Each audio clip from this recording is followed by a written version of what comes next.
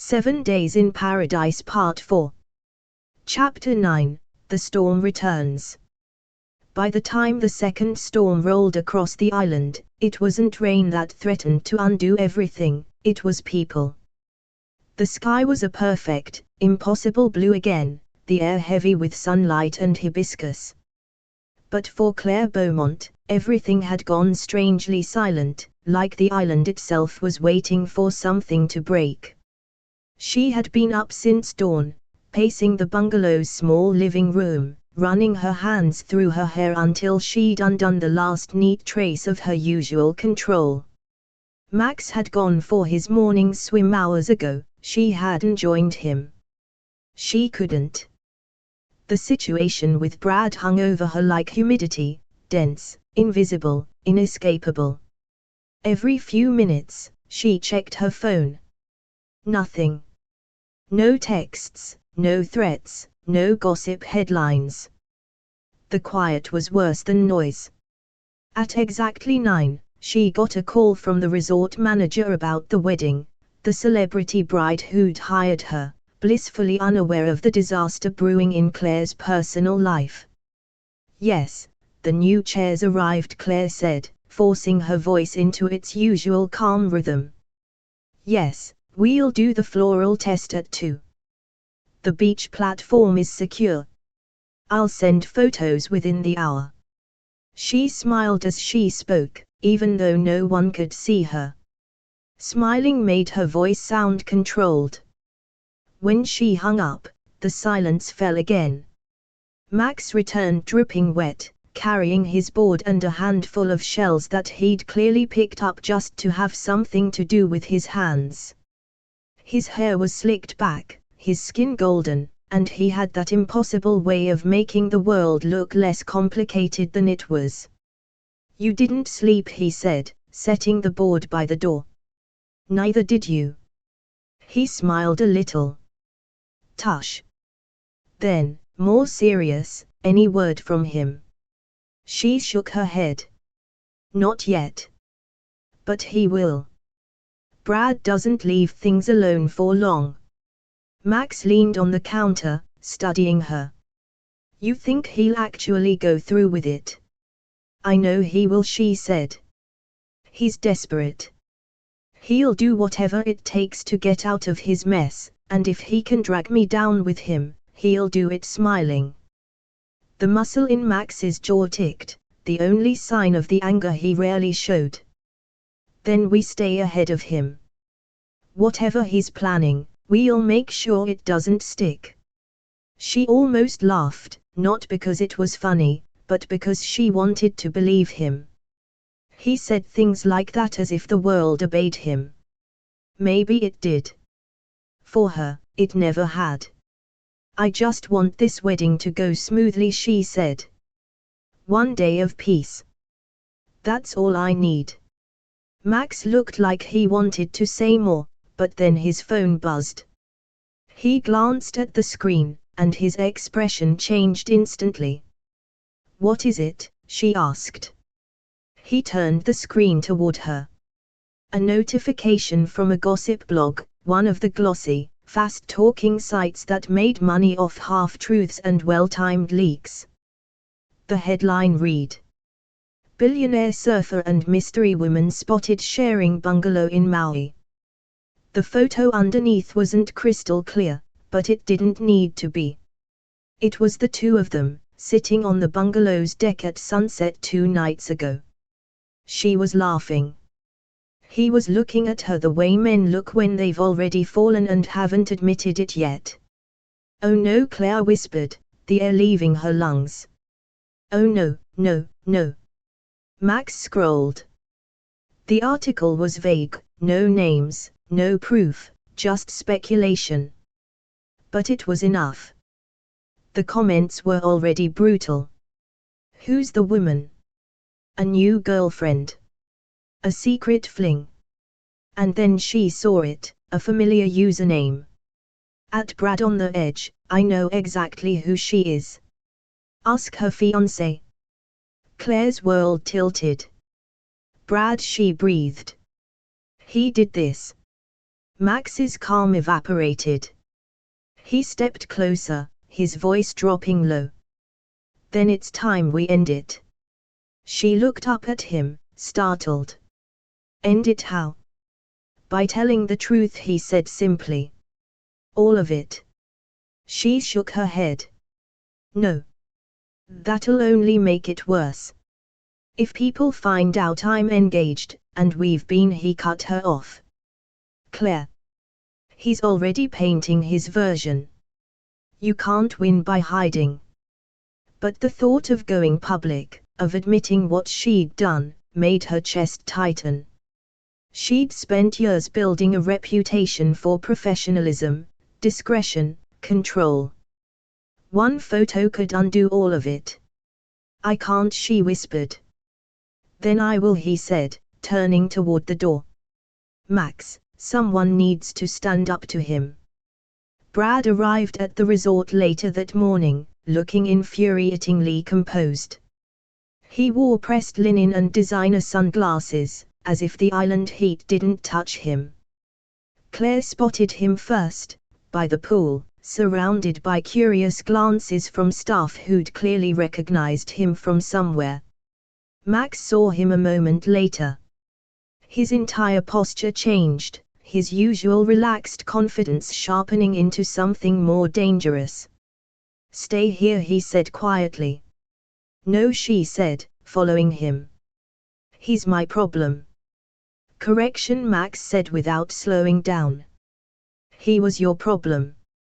By the time they reached the poolside cabana, Brad had already spotted them. He stood, smiling like he was about to host a press conference. Well, he said cheerfully. My favorite couple. Delete the post, Max said flatly. Brad chuckled. You mean my post? The one where I simply told the truth. You don't want to do this, Max said, his tone calm but with a warning underneath. Brad smirked. I think I do. You see, the internet loves a mystery, and right now, I'm the only one with answers. Claire stepped forward. Brad, stop. You're making it worse. I'm making it better, he said. Better for me. You want this to go away? Fine. I'll disappear. But I need compensation for emotional distress. Max laughed once, a short, humorless sound. You're blackmailing her. Blackmail is such an ugly word, Brad said smoothly. Think of it as closure. How much? Max asked, his tone almost bored. $500,000, Brad said, smiling wider. That should cover my debts. Small price for your reputation, right? Max didn't flinch. You'll get nothing. Brad's grin faltered. You sure about that? Positive, Max said. Because the minute you hit post you made yourself part of a public story. You think the internet won't turn on you next? They'll dig into your records, your debts, your gambling. You'll be the next viral disaster, not her. For the first time, Brad's smirk wavered. Claire stepped closer, her voice low but steady. You don't scare me anymore. Brad blinked, caught off guard. You think I'm afraid of losing my image, she said. I've already lost something worse, my trust in you. And now I see what you really are. Brad's jaw tightened, but he said nothing. Max reached into his pocket and pulled out his phone. I've already called my legal team, he said. If you so much as mention her name again, we'll make sure every court from here to LA knows exactly who you are and what you've done. Brad's fake composure finally cracked. You wouldn't. Try me, Max said, stepping forward. For a moment, none of them spoke. The sound of the ocean filled the space between them. Finally, Brad gave a thin smile that didn't reach his eyes. You'll regret this. Max didn't blink. Doubt it. Brad turned, storming off toward the parking lot. The silence that followed was so complete that Claire could hear the waves hitting the rocks below. She stood there, trembling, staring after him. Max put a hand on her shoulder. Hey. It's over. But she didn't look at him. No, it's not. You don't know Brad. He'll try something else. He didn't argue. He just nodded, his hand still steady on her shoulder. Then we'll be ready. That evening, the sky turned red, not soft sunset red, but deep, warning red. The air felt heavy again, thick with tension. Claire sat on the deck, arms wrapped around her knees, watching the horizon. She felt hollow, part relief, part dread. The resort was quiet except for the waves and the distant laughter of guests who had no idea that their paradise had become someone else's battleground.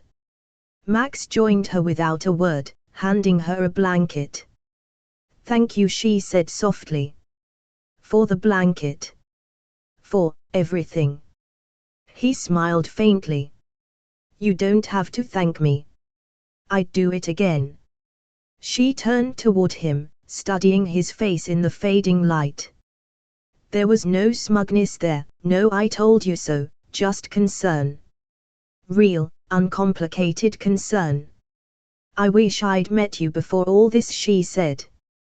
You did, he said, smiling. You just didn't know it yet. She laughed quietly, shaking her head. But as the night deepened, the clouds began to gather again, dark shapes drifting in from the horizon. The wind shifted, carrying the faint scent of rain. Claire glanced up, uneasy. Another storm. Max followed her gaze. Maybe. Or maybe the island's just warning us. About what? He looked out at the darkening sea. That trouble rarely leaves quietly. And as thunder rumbled faintly in the distance, soft, distant, but undeniably real, Claire felt it too. The first storm had come from the sky. The second had come from a man who refused to let her go. And somewhere deep down, she knew, the real one hadn't even started yet. Chapter 10, The Proposal That Feels Wrong. The next morning arrived soft and deceptive, painted in the colors of peace, pastel sunrise, calm sea, birds trilling as if they hadn't heard thunder rumbling through the night. But underneath the beauty, there was an undercurrent. The air felt charged again, waiting for something to happen. Claire stood on the deck of the bungalow in a white blouse and linen pants, her hair in a loose knot. She held a cup of coffee but hadn't taken a sip. The island was impossibly quiet. No sound but the sigh of the waves and the occasional crack of a palm frond in the breeze. For a moment, she closed her eyes, trying to steady herself. She wanted to believe that yesterday's confrontation with Brad was the end of it, that Max's calm certainty had scared him off. But a part of her, the part that had known Brad longer and better, didn't buy it. Brad wasn't the type to disappear quietly. And she wasn't wrong. By 9 a.m., her phone buzzed with a text. Just one word. Lobby. Her stomach dropped. For a long minute, she stared at the message, hoping it meant something ordinary, a delivery, a meeting, anything but him. But when she looked down from the deck, there he was. Standing by the reflecting pool, sunglasses on, one hand in his pocket, looking like a man with nothing to lose. She exhaled sharply, squared her shoulders, and went down to meet him. Brad turned when he saw her, his smile bright, public, poisonous. You look good, he said casually. Better than yesterday. Why are you still here? She asked, skipping any attempt at small talk. Because we have unfinished business, he said. I figured we should discuss it like adults. Adults don't blackmail each other. He chuckled. You call it blackmail.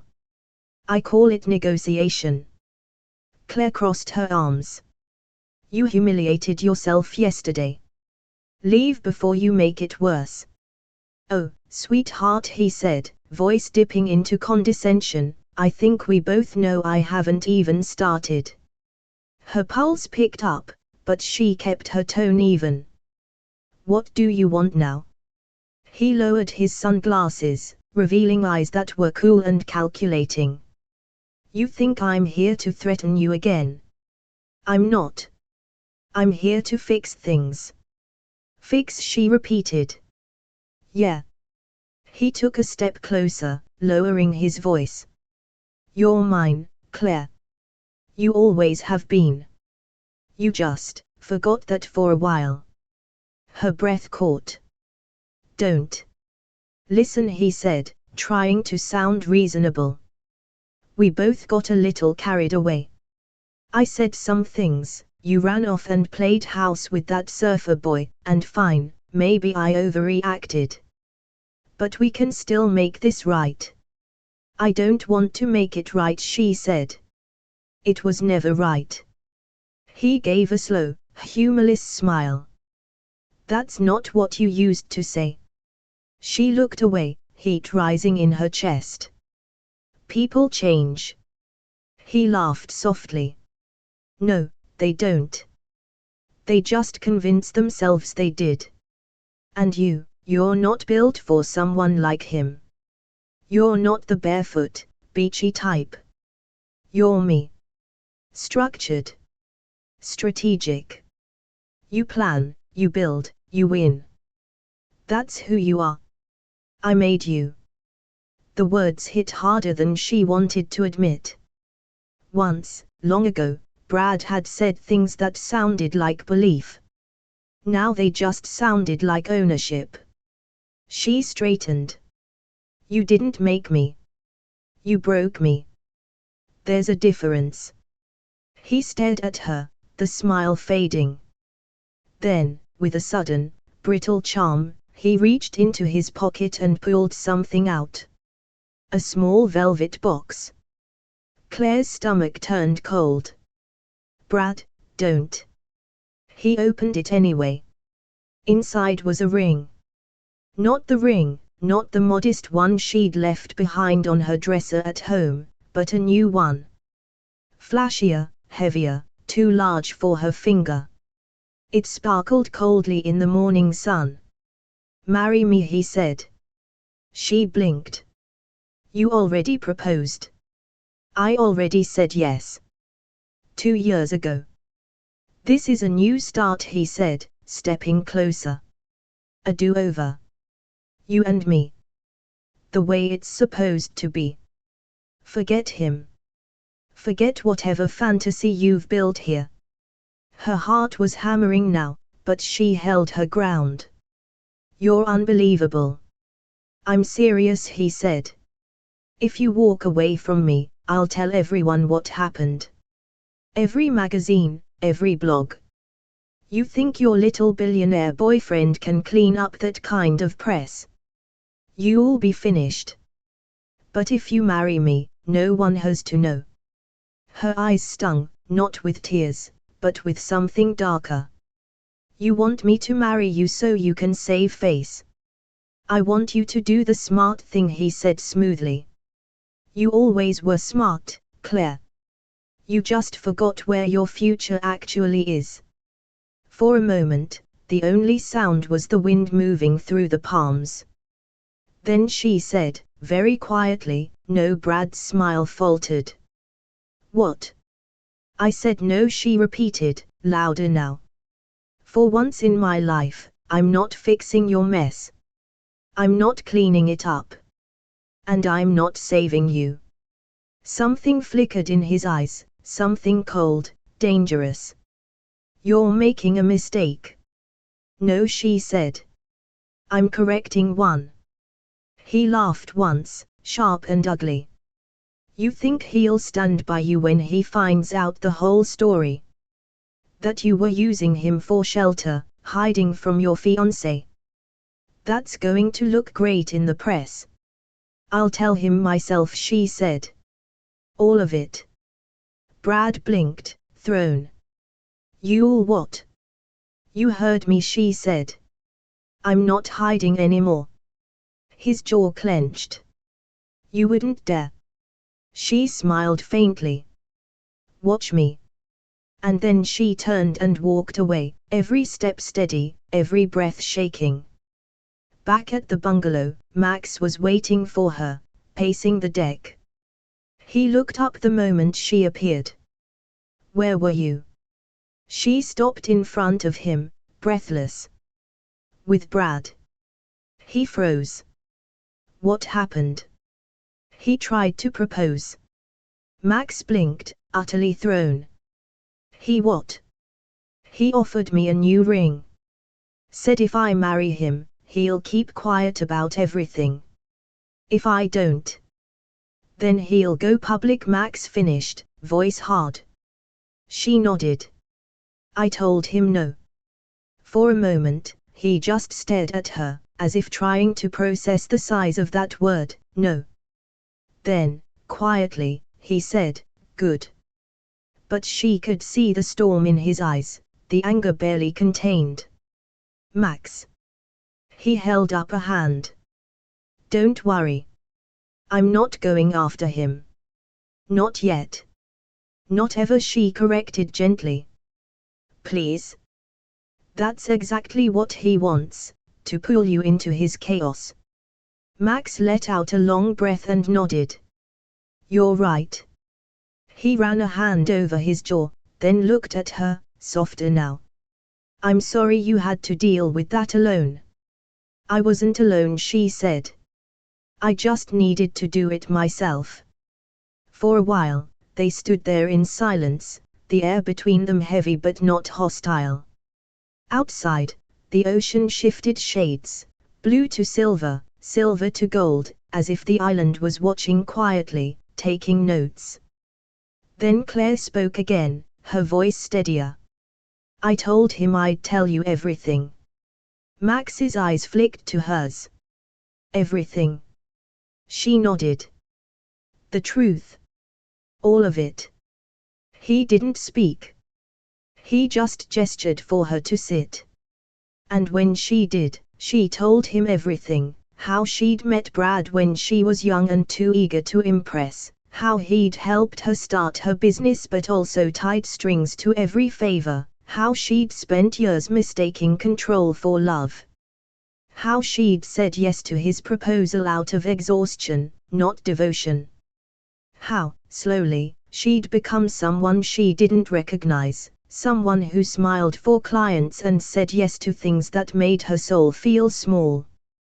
By the time she finished, the sun had dropped lower, and the light coming through the windows was soft and gold. Max didn't say anything for a long time. Then he reached across the table and took her hand. His thumb brushed the inside of her wrist, small, steady, grounding. You didn't deserve any of that, he said quietly. I let it happen, she whispered. No, he said. You survived it. Her eyes shimmered, but she blinked the tears away before they could fall. He leaned closer, holding her gaze. If you think for 1 second that I'd walk away from you because of him, you don't know me at all. She exhaled, a small, broken sound that was half a laugh. I didn't think you'd believe me. I didn't need to, he said. I already knew. The words were simple, but they landed with the weight of something solid, not promise, not romance yet, but understanding. Outside, the waves crashed softly against the shore, a rhythm as old as forgiveness. Inside, for the first time in days, the air felt lighter. The storm wasn't over, not even close. Brad was still out there, his threats still real. But in that quiet bungalow, with the last of the sunlight spilling across the floor, Claire realized something had shifted. The worst man she'd ever said yes to had just made her certain about the one she shouldn't have fallen for. And that, terrifying, beautiful, and absolutely impossible, felt like the beginning of something she didn't have a plan for. Chapter 11, The Betrayal Ultimatum. The day after Brad's unwanted proposal began quietly enough, almost deceptively so. The sea was calm again, the morning air carried the clean scent of salt and sun, and from a distance, the resort looked like a watercolor come to life. Couples strolled the paths hand in hand, waiters arranged breakfast trays under bright umbrellas, and the sky was a pure, cloudless blue that made everything look harmless. But Claire Beaumont knew better than to trust calm seas. It always meant something was coming. She'd barely slept. Every time she closed her eyes, she saw Brad's face, the smug half-smile, the velvet box, the threat sitting just behind the charm. When she finally gave up on sleep, the clock had just struck 5. She showered, dressed in white slacks and a soft blue shirt, and sat at the small table in the bungalow, nursing her coffee and staring out at the horizon. Max hadn't returned from his morning run yet. The bungalow felt too quiet without him, too still. 4 days now, their strange forced proximity had turned into an odd rhythm, his laughter against her sighs, her spreadsheets against his jokes. But after everything that had happened, she didn't know what rhythm they were keeping anymore. When her phone buzzed, she flinched so hard she spilled her coffee. "Unknown number, you think this is over? Call me before you ruin what's left of yourself." She didn't need to guess who it was. She deleted the message without replying, wiped the screen with shaking fingers, and told herself, again, that she wouldn't let Brad get to her. But deep down, she already knew he wasn't going to stop until he'd made her life collapse around her. Max returned half an hour later, wind-tousled and barefoot, a towel slung around his shoulders. His usual easy energy followed him in like sunlight. But when he saw her face, it dimmed. "What happened?" "Nothing," she said too fast. He gave her that look, the one that cut through every professional mask she wore. "Claire." She sighed. "He texted." "What did he say?" "That it isn't over." Max's expression hardened. "Then I'll make sure it is." "Max, don't," she said quickly. "He wants you angry. He wants attention. That's how he wins." Max exhaled slowly, trying to let the fury drain out of him. "Fine. But we're not hiding anymore. You deserve peace." "I don't even know what that feels like," she murmured, mostly to herself. He turned toward her, voice low. "Then maybe I can show you." Something in his tone, gentle, certain, made her chest ache. Before she could respond, her phone buzzed again. This time, it was an email. The subject line made her blood run cold. Subject, urgent, media inquiry. The sender was a journalist from a mid-tier celebrity blog, the kind that made gossip sound like gospel. The message was brief. "Hi Claire, we've received photos of you and Maximilian Darcy during your stay at the Hana Resort. We'd appreciate a statement regarding the nature of your relationship before publishing our article later today. Kindly confirm whether the two of you are romantically involved." She stared at the screen until the words blurred. "Claire?" Max asked. She turned the phone toward him.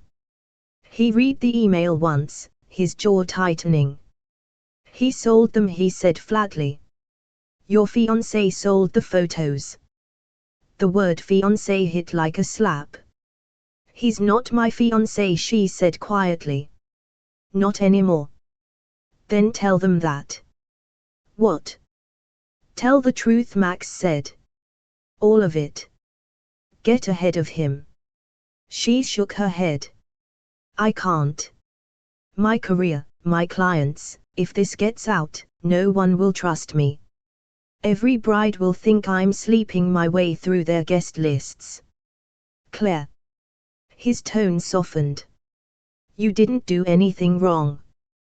Tell that to the tabloids, she whispered. Tell that to my investors. He stepped closer, but she moved away, pressing her palms to her temples. You don't understand. This is how it starts. Brad plants a story, it spreads, and suddenly I'm the villain in my own life. Max hesitated, then said carefully, then maybe you should tell your side before he tells it for you. She dropped her hands, staring at him. You don't get it, do you? You've never had to defend yourself to survive. You've never had to fight to keep people from laughing behind your back. His expression flickered, hurt but patient. Maybe not the same way. But I know what it's like to have your name twisted into a headline. Her voice trembled. And what happened to you? I stopped caring, he said simply. Because the truth always wins out, eventually. She gave a short, bitter laugh. That's very poetic, Maximum. But not everyone gets to live inside their own fairy tale. He didn't argue.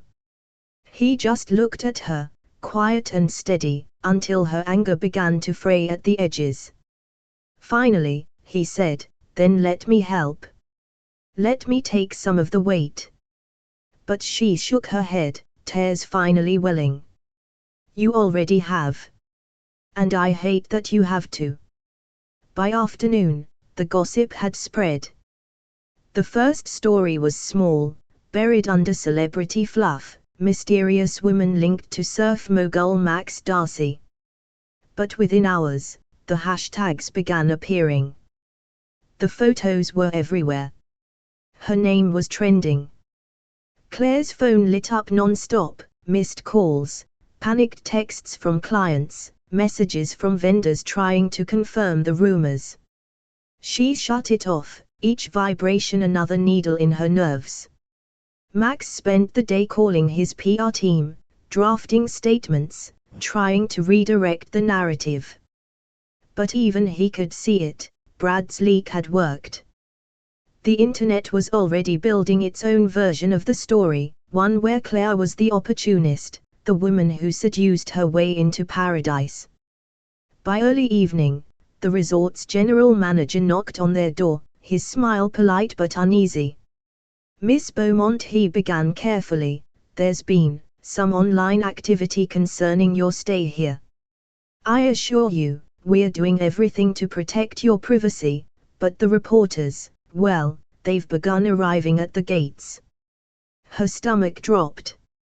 Reporters. I've doubled the security detail, he said quickly. But I thought you should be aware. Max stepped forward. We'll handle it. Thank you. When the manager left, Claire collapsed onto the couch, burying her face in her hands. This is exactly what he wanted. Max crouched in front of her, taking her hands away from her face. Look at me. She did. You told him no. You told the truth. That makes him dangerous, but it also makes you free. She gave a broken laugh. Free. My career's gone, my reputation's ruined, and I've dragged you into the mess. You call that free?